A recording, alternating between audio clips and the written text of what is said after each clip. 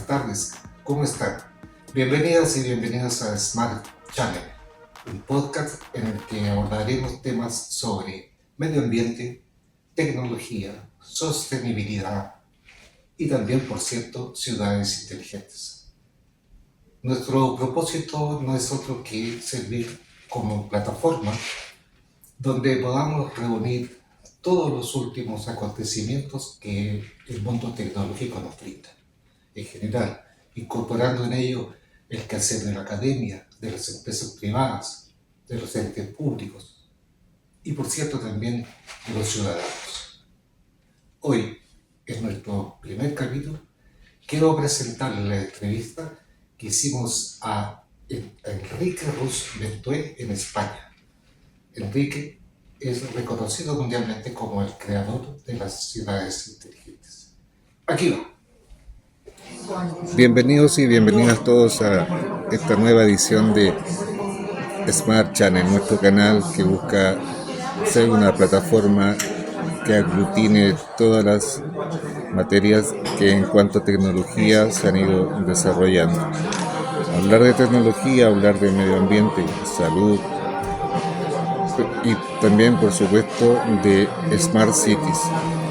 Y no podemos dejar de hablar de Smart City sin presentarles a un gran conocedor del tema. Me acompaña aquí desde Madrid el señor Enrique Rus Bentué. ¿Qué tal? Hola, ¿qué tal? Muy buenos días, Rory. ¿Cómo estás, Enrique? ¿Cómo te ha ido? Muy bien, disfrutando de la vida y viendo como todo esto que llevamos muchos años sembrando, por fin se está viendo que se está consolidando en muchas partes del mundo. Sí, bueno, como dije al comienzo, hablar de ciudades inteligentes es hablar de Enrique Rus. Y cuéntanos, Enrique, porque yo sé que eres conocido en el mundo entero como el padre de las ciudades inteligentes. Aquel proyecto que iniciaste por el año 2004 y que hasta ahora ya lleva un gran desarrollo a 20 años de tu iniciativa. ¿Cómo ves, cómo está Smart City hoy en el mundo? Bueno, primero de todo agradecerte el reconocimiento, no creo que sea tanto, o sea, sí es cierto que tengo relaciones por la actividad que he tenido internacional en muchos países del mundo, pero también es cierto que el concepto de Smart Cities ahora mismo se ha abierto y son miles los profesionales que tienen mucho que aportar y que de hecho están aportando, ¿no? Yo simplemente pues puedo tener un privilegio del cual me siento orgulloso, que es haber dado el primer paso en la historia de todo este concepto en crear, en mostrar, ¿no? Llegó un momento que yo creía que esto había que ver para creer, ¿no? Como Santo Tomás, y había que crear y construir una ciudad para que el mundo lo pudiera entender. Y fue entonces, y en el año 2004, como tú muy bien recuerdas, cuando se me ocurrió reunir a una serie de empresas e instituciones y construir una ciudad. Lógicamente, un proyecto de esas características no podíamos llevarlo a cabo de una forma muy rápida en una ciudad real, y lo que se nos ocurrió es crear un formato como si fuera un gran escenario cinematográfico en aproximadamente 5.000 metros cuadrados, donde construimos, insisto, como si fuera un escenario cinematográfico, una ciudad, ¿no? Una ciudad en cartón piedra, una ciudad efímera, pero en la cual sí se podía transitar con una serie de viales peatonalmente, donde había zonas de estacionamiento de vehículos, donde había reproducciones de edificios a los cuales se podía acceder, había un hotel, había un hospital, una escuela, diferentes tipos de viviendas, oficinas, sedes de gobiernos, sedes de instituciones, y en cada uno de esos edificios, como te decía, se podía acceder. En edificios pues, podían variar de 40 metros cuadrados, de 200 metros cuadrados, y cuando entrabas, por ejemplo, al hotel, podías ver inmediatamente un lobby,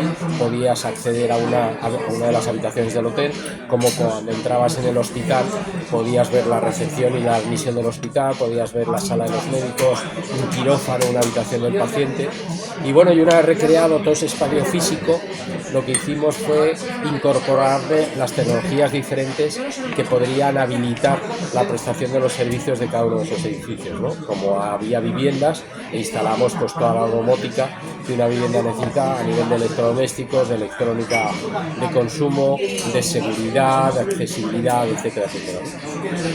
Y así es como nació lo que entonces le llamábamos ciudades digitales. El nombre que tenía fue Comunidad Digital y fue lo que sirvió de arranque del proyecto que el Ministerio de Industria español tomó la iniciativa a nivel mundial de crear el primer programa de ciudades digitales. Aquello lo acabamos allá por el año 2005-2006, posteriormente fue presentado en Bruselas a nivel europeo y de ahí nace el concepto de ciudad digital, que muy pocos años después, allá por el año 2007-2008, uno de nuestros socios, una de las empresas que había participado desde el inicio en el 2004 del proyecto, que fue IBM, fue el que aplicó el anglicismo de Smarter Cities, ¿no? Y de ahí quedó, pues con su peso de marketing de IBM, nació el concepto de Smart Cities, dejando obsoleto el concepto de ciudades digitales.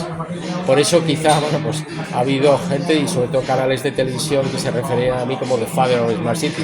Yo creo que es un poco de soberbia, que no me gusta recurrir mucho a ello porque insisto, somos muchísimos, somos miles de personas las que estamos trabajando y que nos hemos ido incorporando en esta parte del proyecto.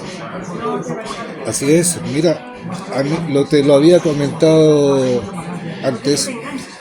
Uno espera que cuando se cumplen ciertos años desde que se haya dado inicio a una obra haya alguna actividad, y me ha extrañado que probablemente 20 años no sea un tiempo suficiente, pero no he visto como una conmemoración especial por estos 20 años de ya trayectoria, digamos, de las ciudades inteligentes que mucha gente no sabe, partieron precisamente en Madrid. Así es, eso ha sido mi lucha, mis discusiones muchas veces con muchas de la cantidad de personas que han pasado por la administración madrileña, tanto a nivel regional como a nivel municipal. Desgraciadamente, pues la evolución legislativa va sustituyendo a los interlocutores, y personas que fueron interlocutores entonces y que tenían unos intereses entonces, tanto a nivel municipal de Madrid como regional de Madrid, o como de otros ministerios de ámbito nacional que también participaron, u otros gobiernos también de otras regiones de España que participaban en el proyecto. Pues digamos que esas personas han ido rotando, y los que se han ido incorporando pues ya no era un interés, digamos, político o público en fomentar un concepto que tampoco lo han seguido y lo han participado. Paralelamente a eso, también el interés de las empresas pues ha ido difuminando. La participación de muchas empresas que estuvieron ahí, como he comentado IBM, o podría comentar Microsoft, o Schneider, o ABB, o Berker, o Philips, o Sony, o Securitas, o Proseguro, Telefónica, etcétera, etcétera, etcétera. Pues también han ido cambiando en esos años.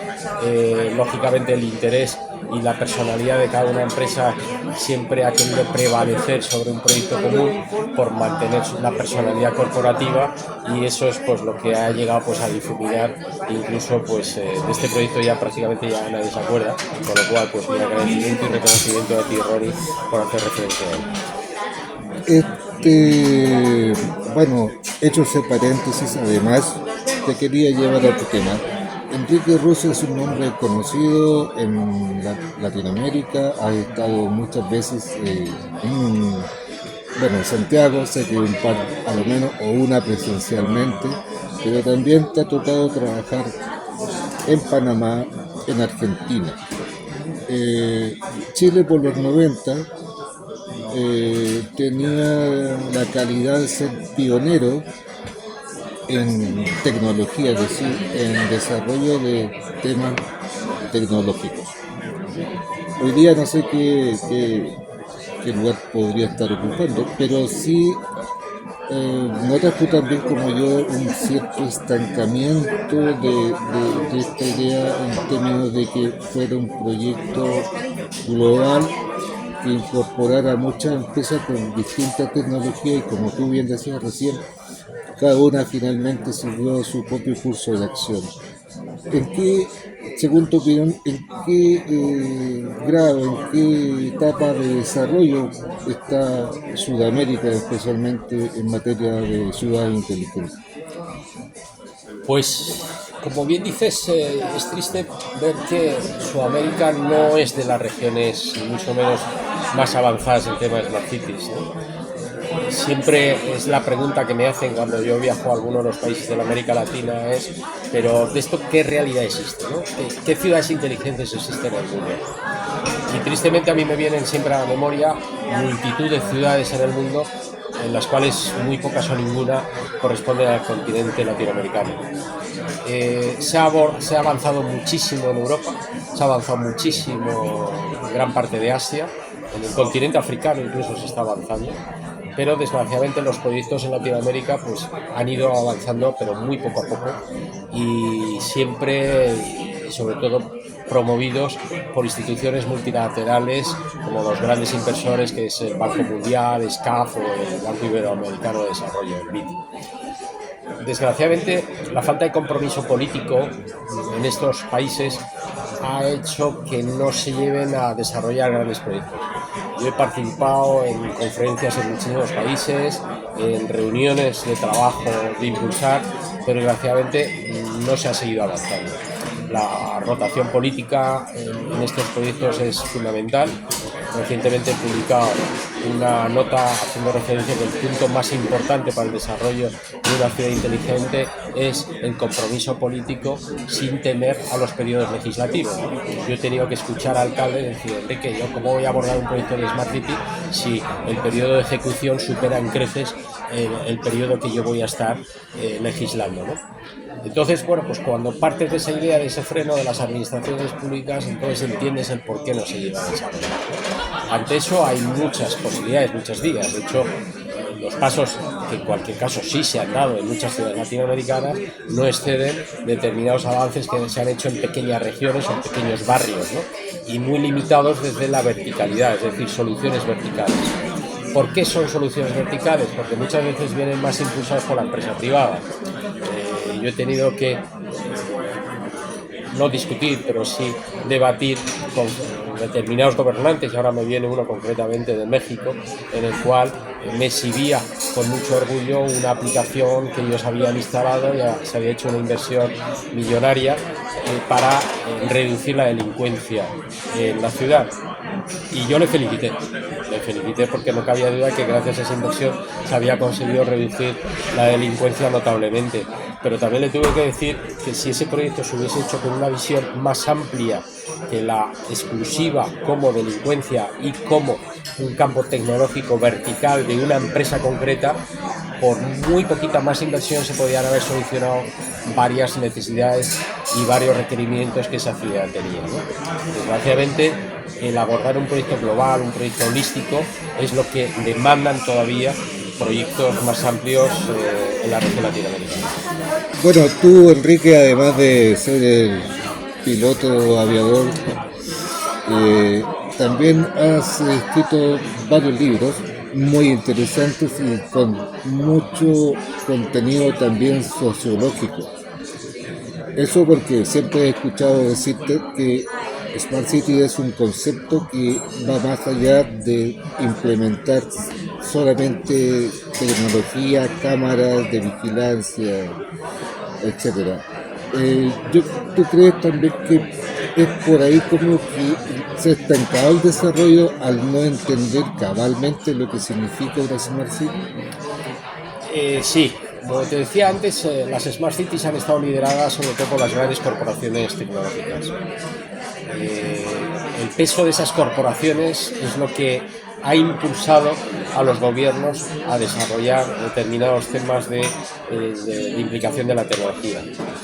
Pero al no venir liderados por las administraciones públicas, han obviado al mayor partícipe de una ciudad, que es el ciudadano, que es la población, ¿no?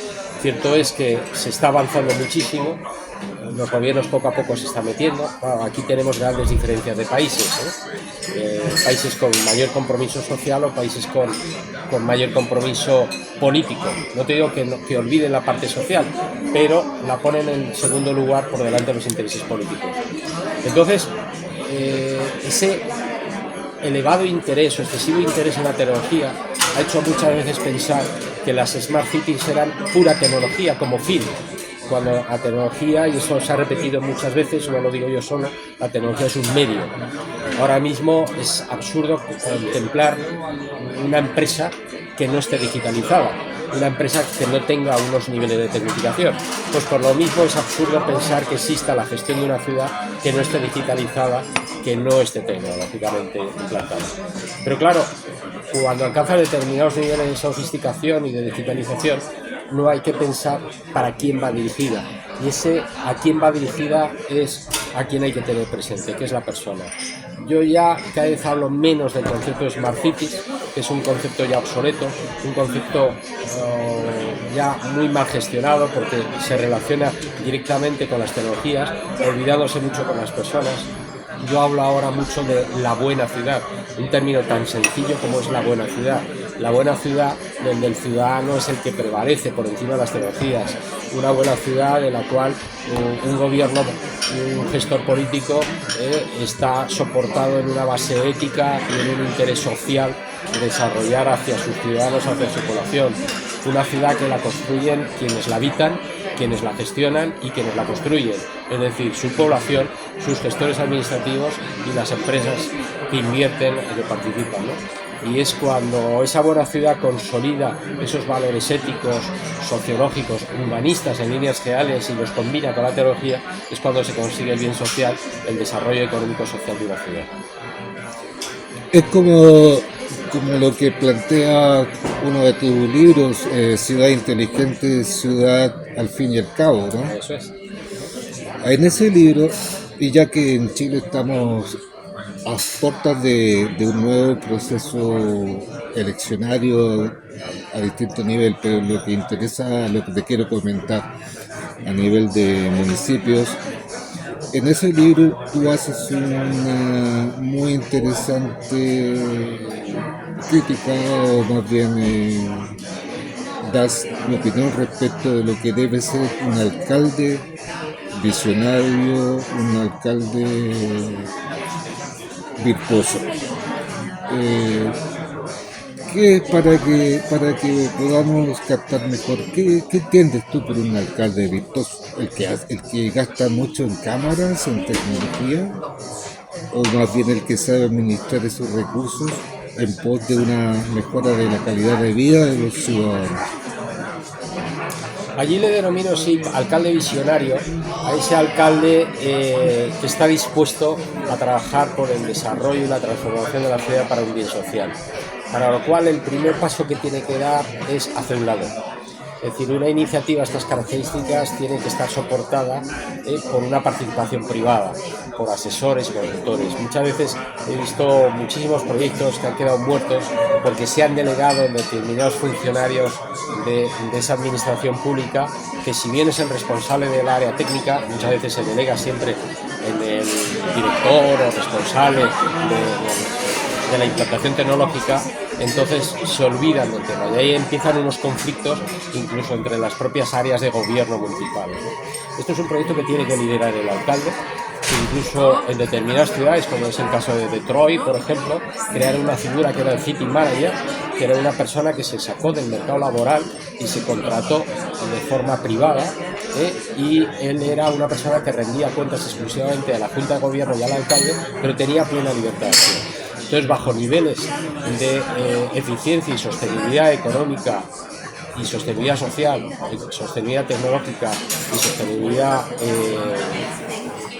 funcional, se ha conseguido levantar una situación que casi estaba de quiebra y de crisis de Detroit, ¿no? Detroit llegó un momento que estaba prácticamente en suspensión de pagos, en concurso de acreedores, y gracias a esta iniciativa se ha retomado y ahora es una ciudad con un crecimiento enorme, ¿no? Y es que ese alcalde que da ese reconocimiento es el primero que reconoce bajo su humildad, es decir, este es un proyecto que va a superar el periodo de mi legislatura, pero que es necesario abordarlo, ¿no? Otra cosa estará mi habilidad como político de decir, bueno, yo fui el primero en presentar este proyecto, o que de alguna forma he participado, ¿no?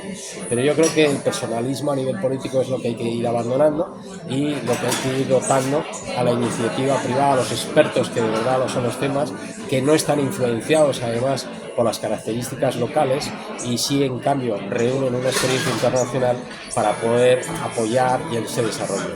Ese alcalde visionario es el que tiene esa visión de futuro, es el que tiene esa capacidad de ver que ese proyecto supera su periodo legislativo, es ese alcalde que tiene la capacidad de ver que necesita la ayuda de alguien externo, y que ese alguien externo sea el capaz de implicar al área pública, como al área privada, como al mundo académico, que es fundamental también trabajar aquí. Bueno, y en tu obra próximamente a publicar, que se llama Inteligencia Urbana, te haces una pregunta, entre varias por supuesto, pero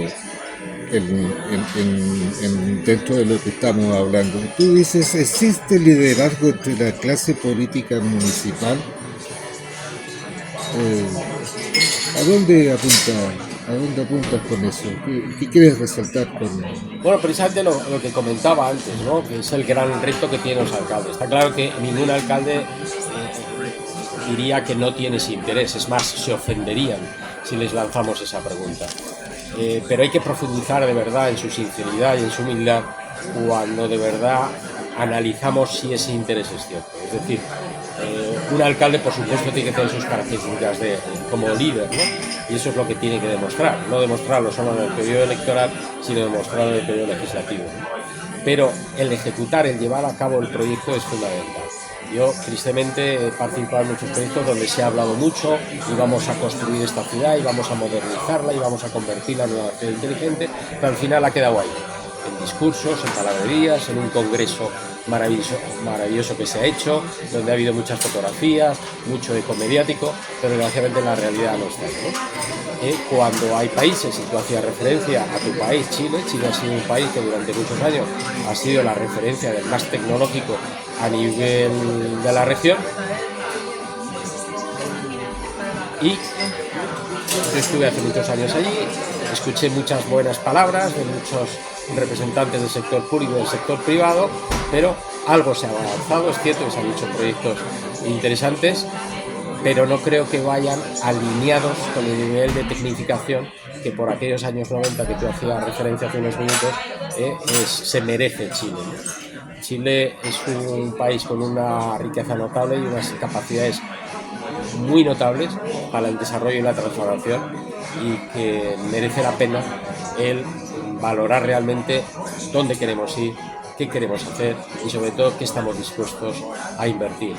Ya no solo como país y de nuestros fondos propios, sino diseñar una estrategia de sostenibilidad económica con la participación de inversores que bien pueden ser esas instituciones multilaterales que hacía referencia un rato, como la participación e inversión de muchas empresas, porque ahora mismo hay muchos modelos de servicios que se prestan para una ciudad inteligente que implica un ingreso recurrente, es decir, implica y lleva consigo no solo una amortización de la inversión, sino una recuperación y una generación de ingresos, tanto para la empresa como para la propia administración municipal. Bien, Enrique, sé que estarás por Lima en octubre, ¿verdad? Sí, sí. En una actividad académica, entiendo,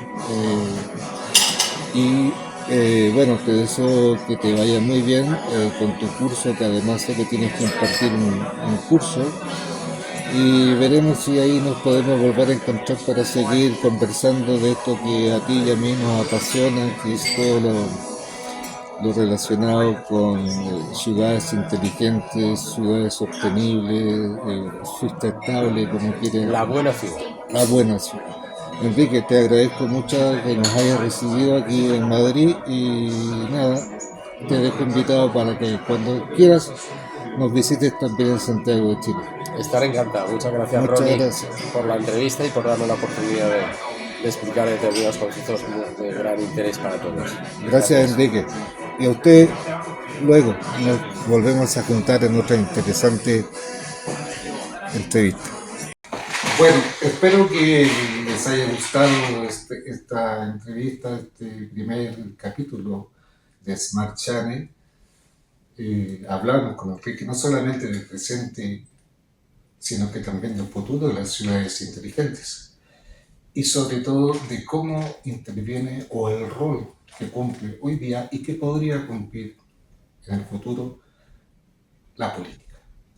Gran tema, podremos tratarlo más adelante en detalle. Por ahora les agradezco vuestra sintonía y esperamos reunirnos pronto en un nuevo capítulo aquí en Smart Channel. Chao.